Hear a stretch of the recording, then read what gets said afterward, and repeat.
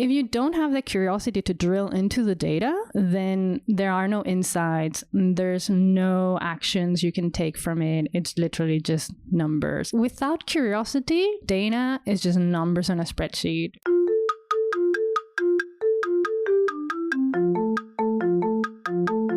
Are you a fitness-loving foodie? Then Defy Snacks is for you. Defy offers real, high-quality chocolate you love, combined with functional ingredients, giving you as much as 26 grams of protein per bag, so you can be both a little bit bad and a little bit good at the same time. As a female-owned brand, Defy dedicates a portion of its profits to other women-owned businesses.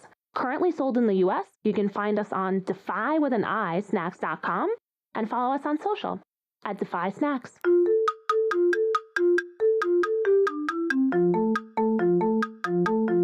Hello and welcome to the Shiny New Object podcast. My name is Tom Ollerton. I'm the founder of Automated Creative, and this is a podcast about the future of data-driven marketing. Every week or so, I have the privilege and the pleasure to interview someone exciting about their vision for the future of the industry and what makes it exciting. And I'm sat in a bank vault in central Amsterdam with Paola Rosciano, who is head of social media at Remote. So Paola, for anyone who doesn't know who you are and what you do, can you give us a bit of background? Yeah, so I've been working on social media for about 13 years. I started my career on digital marketing and fell in love with it. And when social started in Mexico, where I started working about 15 years ago, I just jumped on it and didn't leave. So that's my story in 10 seconds. And how did you end up coming from Mexico to Amsterdam? I really wanted to live in Europe, and it was an opportunity I didn't have when I was growing up. So I decided I would quit my job and give it a shot. And it worked.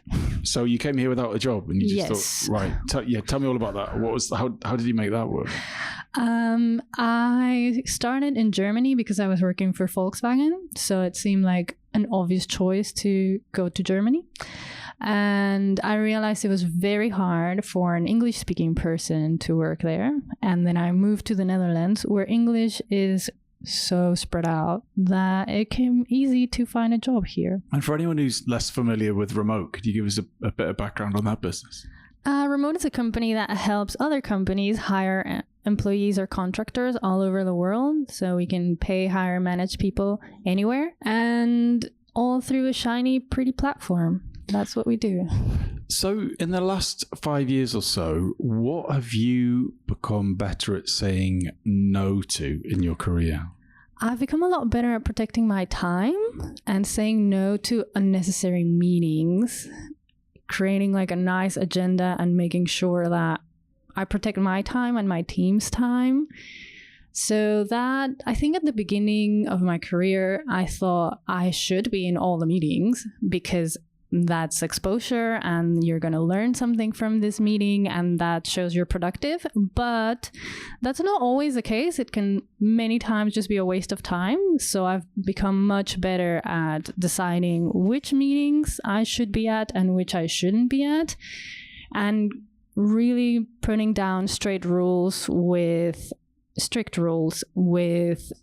suppliers, vendors, and so on to understand this is what this meeting is going to be about. This is the agenda. This is the points we're going to cover, and not straying too far away from that, because I really don't like people wasting my time in a 2-hour sales pitch when I can get the highlights on a document instead of being in a meeting for 2 hours. I really noticed a change in your tone of voice when you start talking about a 2-hour sales pitch. Oh gosh, sounds like a lot. So how do you know a meeting isn't worth showing up to? If I have an expectation of the meeting and I join and it's not what I thought it would be, that's like a clear answer of like, oh, this is not going in the right direction. I thought we were going to get started with this project and instead we're working on the presentation to start the presentation for the project. That's a no for me. Like, we can do that offline. We can work on it. There's so many collaborative tools these days, and then we can have the meeting to kick off or answer any questions that couldn't be done async. But otherwise, yeah, if you don't have an agenda for this meeting, it's probably not worth my time, because then I don't know what's going to be discussed. You're a serious customer here, Paola. I'm going to move on.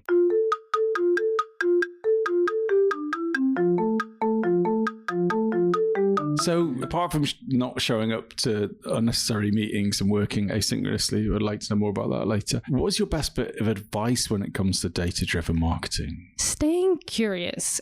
Because without curiosity, data is just numbers on a spreadsheet or on a PowerPoint. If you don't have the curiosity to drill into the data, then there are no insights. There's no actions you can take from it. It's literally just numbers.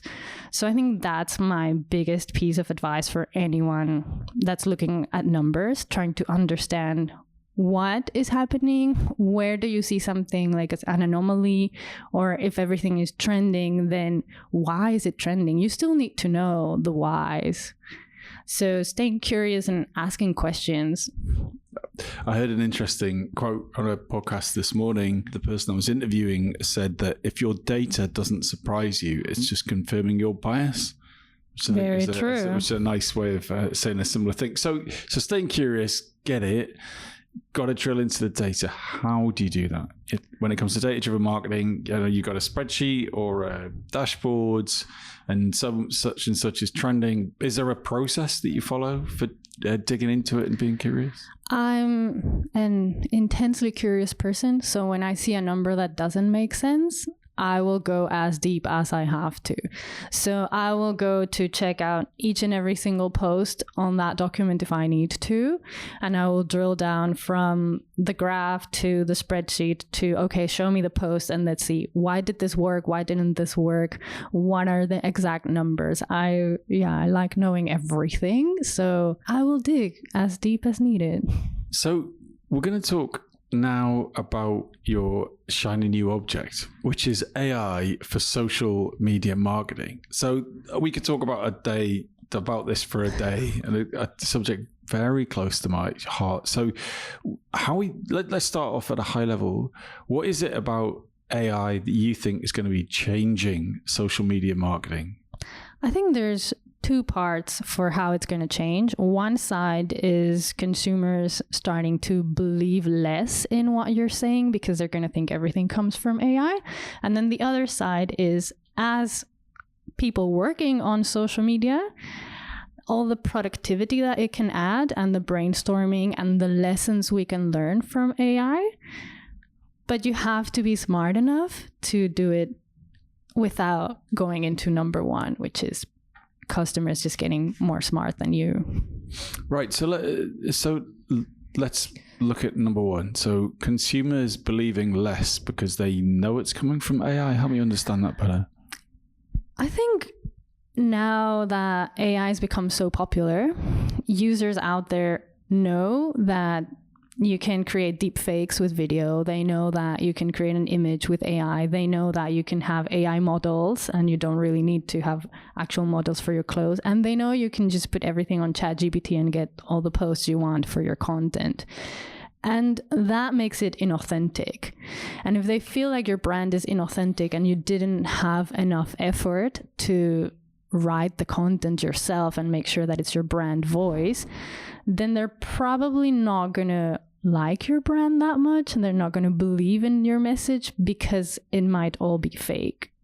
So your point is that a consumer who is AI fluent, which isn't everyone, but consumers that are AI fluent will be able to spot the tropes of AI produced content. They see that within your content and they go, you ChatGPT that, didn't you? Yeah. And it's interesting that there's a kind of shaming culture around that, isn't there? Yes. It's just like, what you should have done is worked your ass off all night to get the result that ChatGPT came up with in a second. Why is that? I think it's actually quite the paradox, because you must be super productive and fast, but at the same time, you must not cheat around any corners. But why is it cheating if you get the result? I guess because maybe they didn't think of it.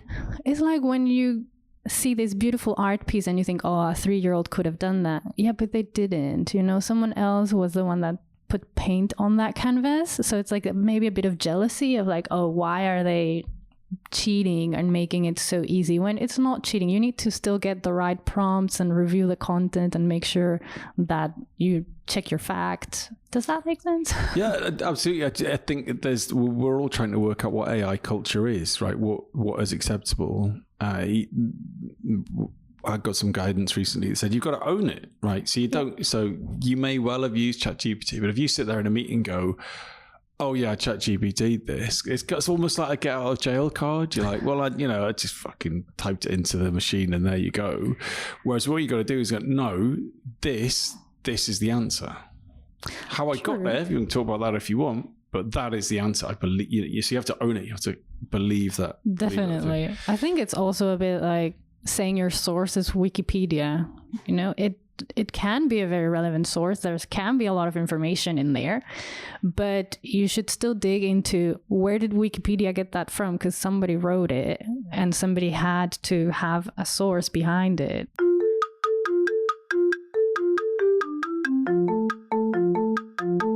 This episode of the Shiny New Object podcast is brought to you in partnership with MadFest. Whether it's live in London or streamed online to the global marketing community, you can always expect a distinctive and daring blend of fast-paced content, startup innovation pitches, and unconventional entertainment from MadFest events. You'll find me causing trouble on stage, recording live versions of this podcast, and sharing a beer with the nicest and most influential people in marketing. Check it out at www.madfestlondon.com.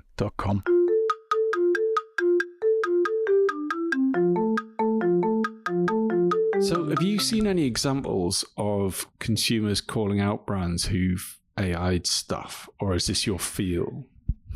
I can't remember any, but as I said, I'm super curious. So I always go into the comments of all the content that I see out there. I'm the kind of person that will see every single TikTok video and look at all the comments because I want to see what people are saying. So I have come across some that you see immediately these people that are just angry and upset at how fake they feel the content is. And I think AI will make that even more, as people learn more about how easy it is to construct content without putting, 2,000 hours of video and photo and copywriting behind it.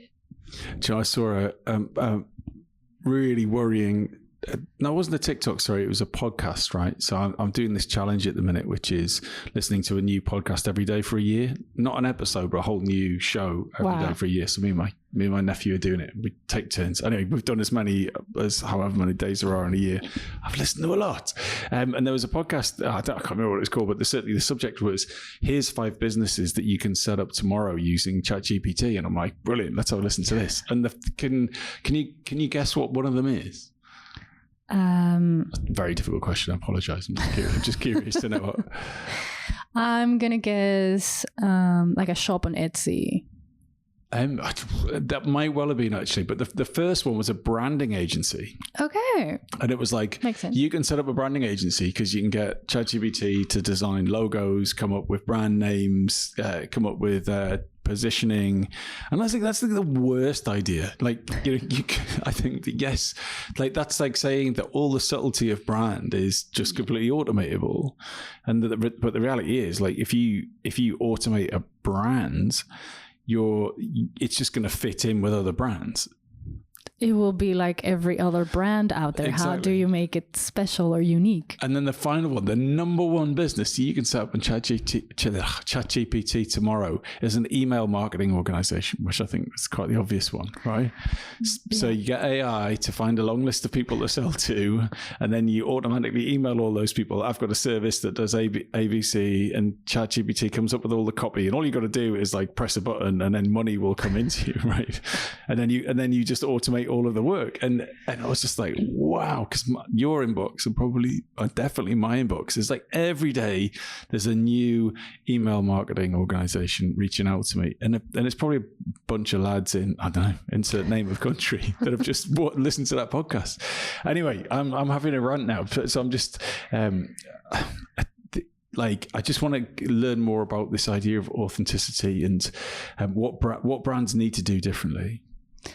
I think that's where the human touch comes in, opposed to just being AI, because you need to have a human behind that prompt on ChatGPT or wherever that actually makes it unique. You need someone to read the content before you shoot those 2,000 emails for your email marketing agency.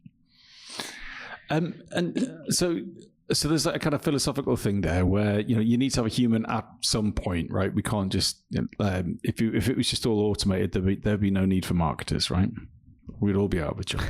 So tell me about the productivity stuff. They talk about brainstorms. Is that right? Is that what you mentioned? Yes. So I think brainstorming is a good way to use ChatGPT and get some interesting ideas that maybe you hadn't thought of, and then reviewing like, okay, yeah, for this product we can't do that, or my brand cannot do that. How do you do it? What's your process? Do you do it within a room of people, or is it just yourself? Or...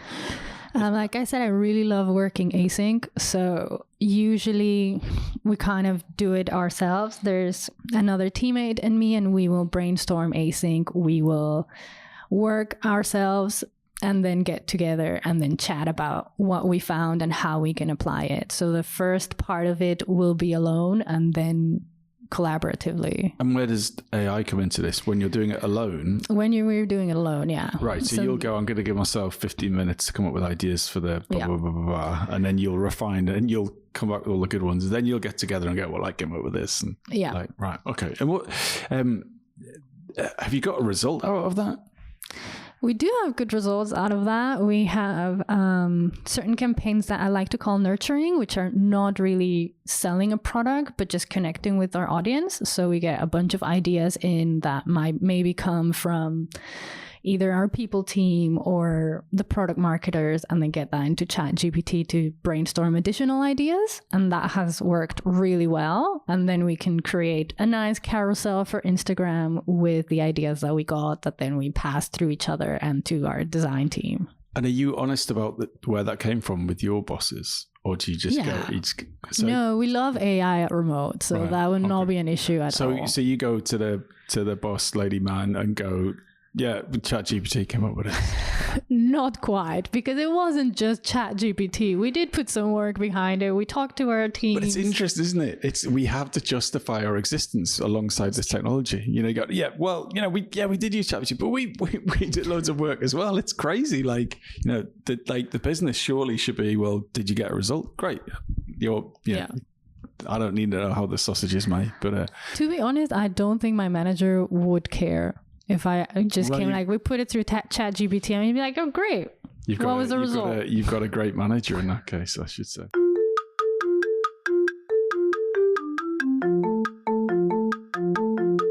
So how else, brainstorms, how else are you using it in productivity? One of the things that I recently discovered was Gemini on Google Spreadsheets, and it's amazing. Tell me.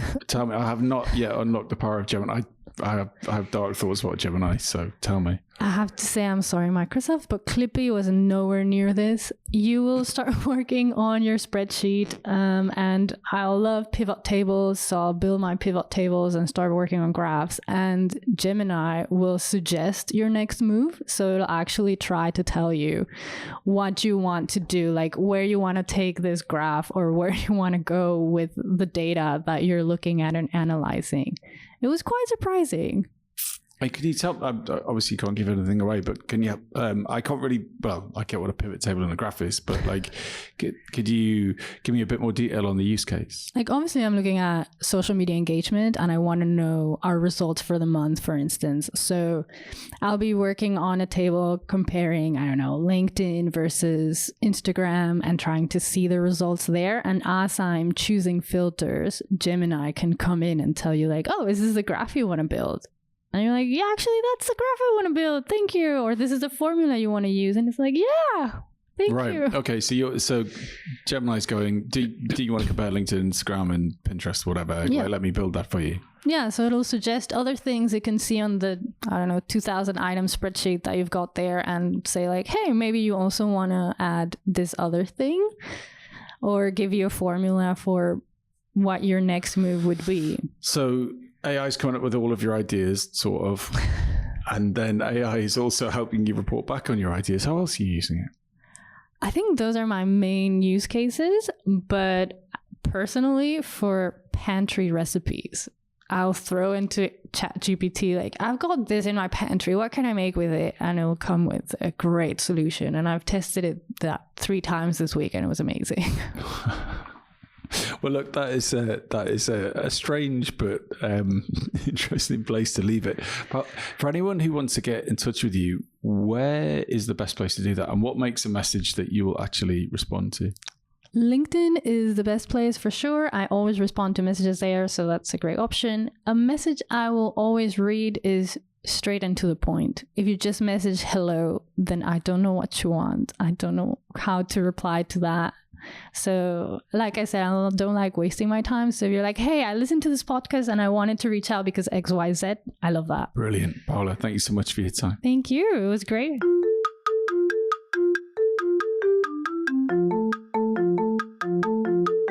Hi. Just before you go, I'd really appreciate it if you could take the time to write a review of the Shiny New Object podcast on Apple Podcasts or iTunes, whatever it's called these days, or whichever podcast provider you use. We're an indie podcast, so it would go a long way for us if you could just share the word and give us a bit of a support on those channels. That would just be fantastic. If you haven't got time, that's also cool. And yeah, if you could tell your colleagues about the podcast, and also, if possible, don't forget to subscribe. And I'd love to hear your feedback. If you'd like to speak on the podcast or be a guest, or you think I'm asking the wrong questions, anything, I'd be super interested to hear what you think. So please email me at tom@automatedcreative.net. That's TOM at, I'm not going to bother spelling it. Anyway, you'll work it out. Thanks so much.